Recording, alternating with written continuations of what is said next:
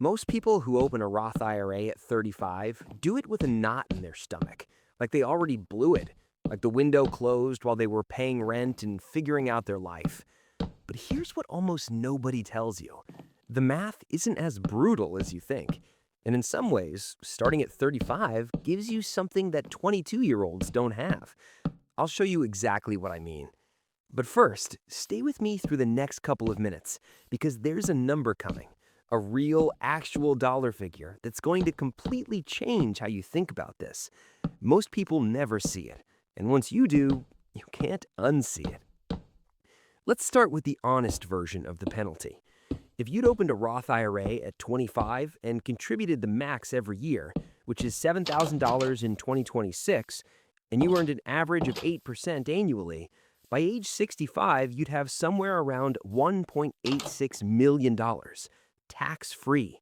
Not taxed when you withdraw, just yours. Now, here's what happens if you start at 35 instead. Same contributions, same 8% return. You land at around $850,000 by 65. That's the real cost, about $1 million. 10 years of compounding? Gone. That number stings, and it's supposed to. But here's the part most people skip over. $850,000 in a tax-free account is still a life-changing outcome. That's not a consolation prize. That's retirement. Real retirement. And the person who never starts because they feel too late, they get zero. So yes, the earlier version of you would have done better, but the version of you sitting here right now at 35 still has 30 years of compounding ahead. 30 years. That's longer than most people spend at any job. The window didn't close, it just shortened. Now, wait, here's where it gets interesting.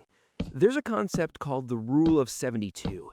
You divide 72 by your average rate of return, and that tells you roughly how many years it takes for your money to double. At 8%, your money doubles every 9 years.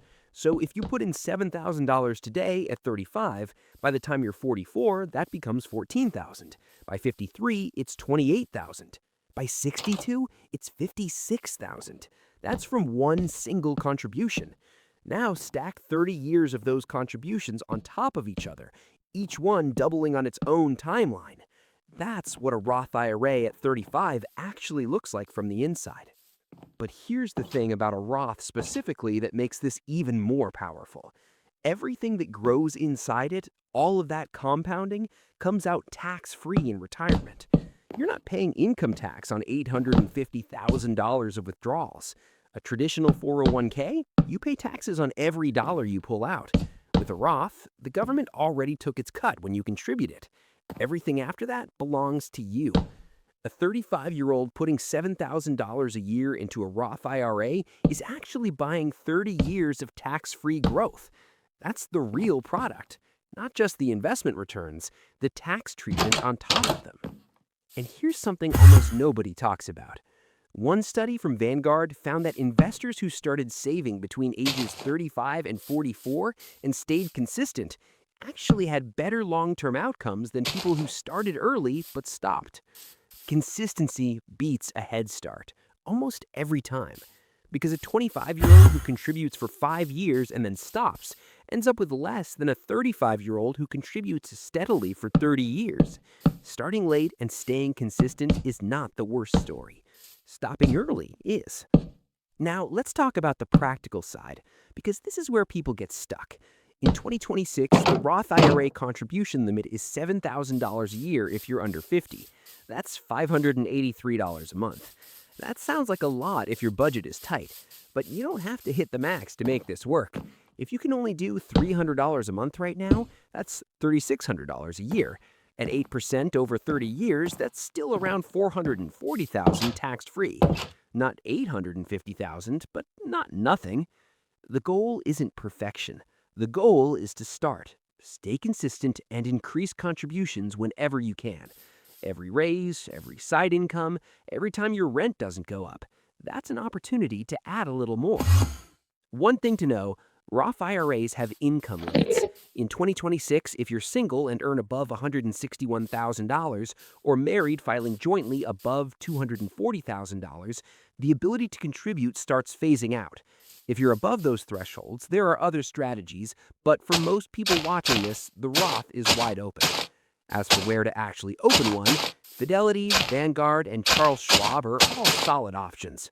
No account fees, low-cost index funds, easy to set up in about 15 minutes online.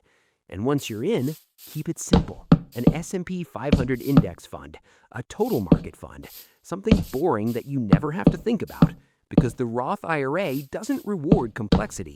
It rewards time and consistency. Now here's the part I want you to sit with before you close this video. The 25-year-old who starts early has one advantage, time. But the 35-year-old has something else. You're more financially stable. You know what you actually spend. You've probably got fewer financial fires to put out. You understand what retirement actually means in a way your younger self didn't. The regret isn't starting at 35. The regret is turning 45 and wishing you'd started at 35. That moment is still ahead of you. Or it isn't. That's the only choice on the table right now.